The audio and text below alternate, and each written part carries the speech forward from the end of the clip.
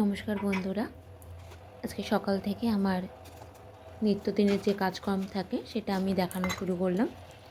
সকালবেলায় উঠে আমার ঘরের বাসি কাজ কমপ্লিট করে এবং আমি স্নান কমপ্লিট করে আমি পুজো দিয়ে নিয়েছি। তারপরে আমি চলে এসেছি চা করতে।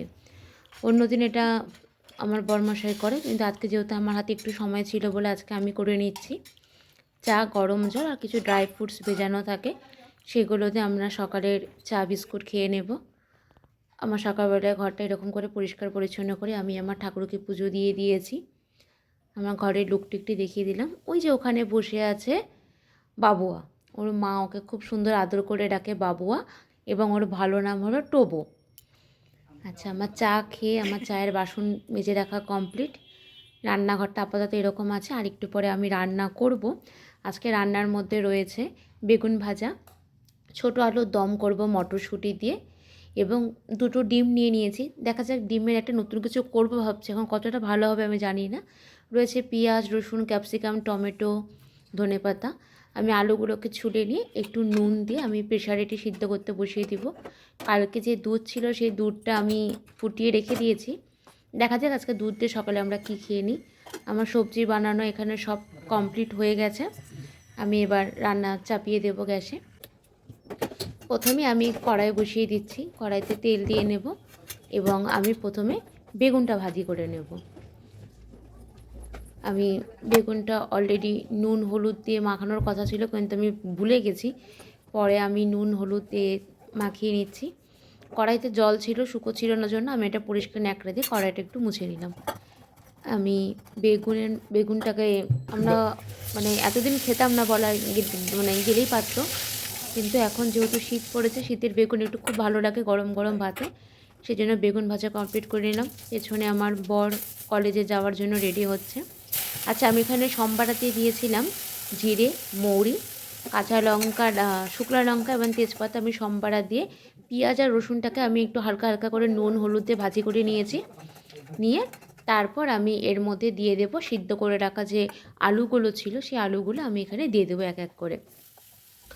আলুগুলো দিয়ে যখন হালকা ভাজা ভাজা হয়ে যাবে, তারপরে আমি যে মশলাটা করে রেখেছি সেই মশলাটা আমি এখানে অ্যাড করব।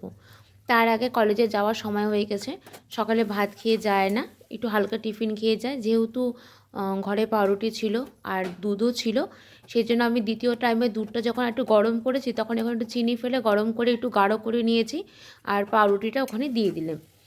আচ্ছা, আমি যে মশলা করে রেখেছি আদা, জিরে, কাঁচা লঙ্কা, সেই মশলাটা দিয়ে দিলাম। একটু টমেটো, ক্যাপসিকাম আর মটরশুঁটিগুলো আমি এবার দিয়ে ভালো করে কিছুক্ষণ এটা কষিয়ে নেব। কষানো হয়ে যাওয়ার পরে তারপর আমি জল দিয়ে দেব। আমার রান্নাঘরের ভেতরে কোনো রকম সিঙ্ক নেই, এই জন্য আমাকে হাত ধোয়ার জন্য বারবার করে বাইরে যেতে লাগে। বাইরে বেসিন, ট্যাপ সব রয়েছে। আমরা দুজনেই টিনের বাটিতে যে রেখেছিলাম দুধ আর পাউরুটির একটা টিফিন, সেটা আমরা খেয়ে নিলাম। জল দেওয়ার কিছুক্ষণ পরে আমি এখানে দু রকমের মশলা দিলাম। প্রথমে যে মশলাটা দিয়েছিলাম সেটা হলো গরম মশলা, এবং পরে যে মশলাটা দিলাম সেটা হলো এভারেস্টের ছোলে মশলা। এটা হতে পারে মটরের ঘুগনি বা কাবুলি ছোলা ঘুগনি করার সময় দেওয়া যায়, কিন্তু আমি এটা মোটামুটি সব রান্নাতে কম বেশি দিয়ে থাকি, খারাপ লাগে না। আমি একটু টেস্ট করে নিলাম। একটু গ্যাসের উপরে দিয়েছিলাম, ওটা যেহেতু আমরা বসমাতাকে প্রথমে দেই, ওই জন্য ফার্স্টে ওখানে একটু দিয়ে নিয়ে তারপরে আমি টেস্ট করে নিলাম। এবার আমি রান্না করব আজকের 3 নম্বর পদ, অর্থাৎ থার্ড রেসিপি। আমি যেভাবে হয় চিলি পনির বা চিলি চিকেন, আমি ওইভাবে গোটা ডিমের একটা রেসিপি করতে নিয়েছিলাম। আচ্ছা, খুব একটা প্রপার দেখার সময় ওরকম লাগছে না, কিন্তু যদি বলি টেস্ট হিসাবে, তাহলে টেস্ট হিসাবে ঠিকঠাক ছিল।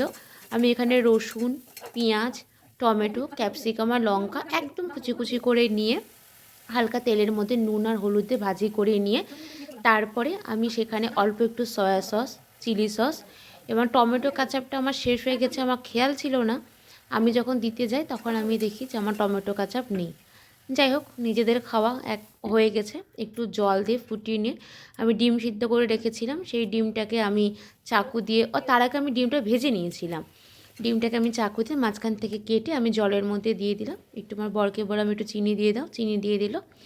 এবং লাস্টে আমি ধনেপাতা নিই। এটা যখন ফোটানোর পর আমি নামিয়ে রেখে দিয়েছি। তো আমার রান্নার ফাইনাল লুক দেখতেই পাচ্ছ। মটরশুঁটি দিয়ে ছোটো আলুর দম, ডিমের যে একটা রেসিপি বললাম সেই রেসিপি, এবং রয়েছে বেগুন ভাজা। আজকে রান্না আমাদের দুজন মানুষের রান্না হিসেবে আমাদের এই 3টাই।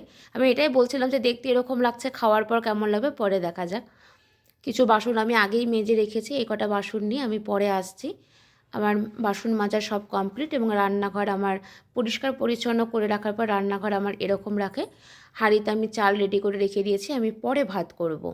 যেহেতু কলেজে গেছে, কখন আসবে ঠিক নেই, ভাত করলে ভাত ঠান্ডা হয়ে যাবে শীতের দিন। আমি আরেকবার স্নান করি আমি একদম, সেই জন্য আমি এবার স্নান করে আমি চলে গিয়েছি একদম ছাদে। সকালবেলা কিছু জামা কাপড় কেচেছিলাম, সেগুলো ছাদে মেলা আছে, ওগুলো আনতে যাব। আমাদের 4তলা ছাদ, 4তলা ছাদ থেকে আমাদের আশেপাশে ভিউটা কেমন লাগছে দেখো। এই যে জামা কাপড়গুলো আমার সব শুকিয়ে গেছে, এগুলো সব তুলে নিয়ে যেতে হবে। আর কিছুটা এখন আবার কেচেছি, ওগুলো এখন মেরে দেব। তুলসী গাছ, অ্যালোভেরা গাছ রয়েছে, উপর থেকে চারিপাশটা এরকম লাগে দেখতে। প্রচণ্ড রোদ, ছাদে উঠলে মনে হয় যে ছাদে তাকানো যায় না। আর যখন ঘরের মধ্যে থাকি তখন ঠান্ডায় মনে হয় যে বাইরে প্রচণ্ড ঠান্ডা, কিন্তু ছাদে উঠলে বোঝা যায়। আচ্ছা, তোমাদের সাথে একটা মজাদার জিনিস আমি শেয়ার করি। যেখানে থাকি আমরা সেই ছাদ থেকে দেখো কলেজের মেন গেট দেখা যাচ্ছে। এবার তোমাদেরকে দেখাবো কলেজের ভেতরে যে বিশ্বনাথ টেম্পল আছে সেটাও দেখা যাচ্ছে। দেখতে পাচ্ছ গাছের পাশ দিয়ে একটা ছোট্ট চূড়ার মতন, ওটা হচ্ছে কলেজের ভেতরে অবস্থিত বিশ্বনাথ টেম্পল। ওখানেও একটা খুব সুন্দর শিবলিঙ্গ রয়েছে, কিন্তু কোনো জায়গায় ফোন অ্যালাউ করে না, জন্য ছবি তুলে শেয়ার করতে পারি না। ফোন করে বলে দিল বাড়ি আসছে, আমি সেই জন্য ভাতটা বসিয়ে দিলাম। ভাত ফুটছে, ভাত হয়ে গেলে যখন আসবে তখন আমরা দুজনে খেয়ে নেব। ভাত আমি এখানে উপর করে রেখে দিয়েছি, চলে এসেছে। আমি এবার ভাত বেড়ে নিচ্ছি, দেখেছই কী কী রান্না ছিল। এখন আমরা দুজনে মিলে খেয়ে নিই।